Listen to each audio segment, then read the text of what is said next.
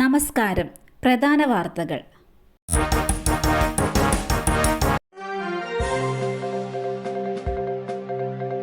സ്ഥാനാർത്ഥി നിർണയത്തിലെ അതൃപ്തി വ്യക്തമാക്കി പാലക്കാട് DCC ഓഫീസിന് മുന്നിൽ പോസ്റ്ററുകൾ.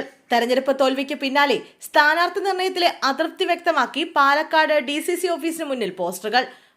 വണ്ടാഴി പഞ്ചായത്തിൽ സ്ഥാനാർത്ഥികളെ നിർത്തുന്നതിൽ DCC പ്രസിഡന്റ് പണം വാങ്ങിയെന്നും സ്ഥാനാർത്ഥികൾ 4ാം സ്ഥാനത്തായതിന് കാരണം DCC പ്രസിഡന്റാണെന്നുമാണ് പോസ്റ്ററിൽ ആരോപിച്ചിരിക്കുന്നത്. പാലക്കാട് ജില്ലയിലെ കോൺഗ്രസിനെ നശിപ്പിക്കുന്ന പണം ലോബിയുടെ അടിമയാണ് DCC പ്രസിഡന്റെന്നും DCC president A. Thankappan നിർത്തിയ മംഗലം ഡാമിലെ സ്ഥാനാർത്ഥിക്ക് സിറ്റിംഗ് വാർഡിൽ 4ാം സ്ഥാനമാണ് ലഭിച്ചതെന്നും UDFന് ഭരണം നഷ്ടപ്പെടാൻ കാരണമായ പ്രസിഡന്റ് തങ്കപ്പൻ രാജിവെക്കുക തുടങ്ങിയ കാര്യങ്ങൾ ഉന്നയിച്ചുമാണ് പോസ്റ്റർ.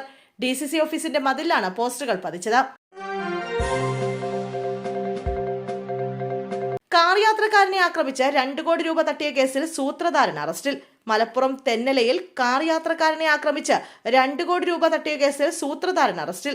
കൂരിയാട് സ്വദേശി ഏറിയാടൻ സാദിഖലിയാണ് അറസ്റ്റിലായത്. പണം നഷ്ടപ്പെട്ട തെന്നല സ്വദേശി പറമ്പിൽ മുഹമ്മദ് ഹനീഫയുടെ ജോലിക്കാരനാണ് സാദിഖലി. കവർച്ചയ്ക്ക് പ്രതികളെത്തിയ കാർ വാങ്ങി നൽകിയതും സാദിഖാണ് എന്ന് പോലീസ് കണ്ടെത്തിയിരുന്നു.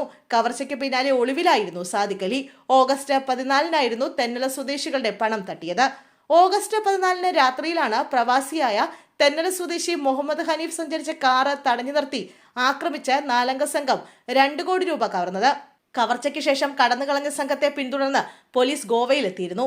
ഇതിനിടയിൽ പ്രതികൾ കോഴിക്കോട്ടേക്ക് മടങ്ങി. അവിടെ വെച്ചാണ് മലപ്പുറം തിരൂരങ്ങാടി സ്വദേശി കരീം, പരപ്പനങ്ങാടി സ്വദേശി രജീഷ് എന്നിവരെ അന്വേഷണ സംഘം അറസ്റ്റ് ചെയ്തത്.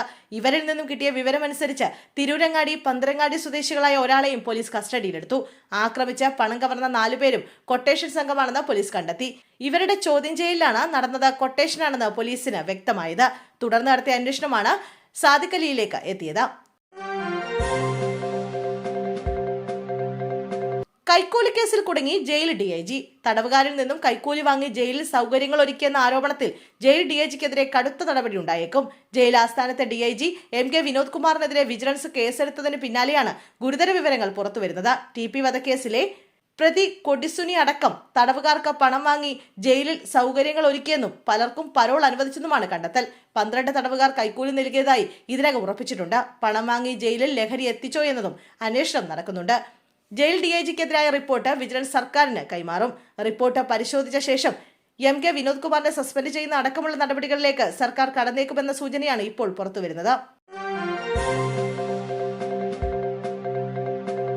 കേരളത്തിന്റെ കടമെടുപ്പ് പരിധി വീണ്ടും കുറച്ച് കേന്ദ്രം. ജനുവരി, ഫെബ്രുവരി, മാർച്ച് മാസത്തിലെ 5.944 കോടിയാണ് വെട്ടിക്കുറച്ചത്. 12,516 കോടിയിൽ നിന്നും 6,572 കോടി രൂപ മാത്രമേ ഇനി ലഭിക്കൂ. ഇത് സംബന്ധിച്ച കത്ത് ധനവകുപ്പിന് ലഭിച്ചു.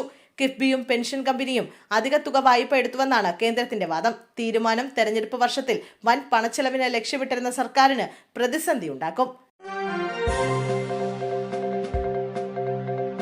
ബിഗ് ബോസ് താരം ബ്ലസ്സിയെ വിശദമായി ചോദ്യം ചെയ്യാൻ നീക്കം.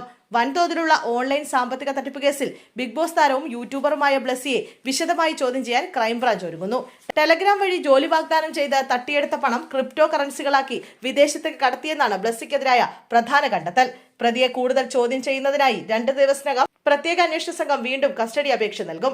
ടെലഗ്രാം വഴി പാർട്ട് ടൈം ജോലി വാഗ്ദാനം ചെയ്ത് ആളുകളെ വിശ്വസിപ്പിക്കുകയും അവരിൽ നിന്ന് പണം തട്ടിയെടുക്കുകയും ചെയ്യുകയായിരുന്നു സംഘത്തിന്റെ രീതി. ഇങ്ങനെ ലഭിക്കുന്ന പണം ബ്ലസ്സി വഴി ക്രിപ്റ്റോ കറൻസിയാക്കി മാറ്റി വിദേശത്തേക്ക് എത്തിച്ചെന്നാണ് ക്രൈംബ്രാഞ്ച് വ്യക്തമാക്കുന്നത്.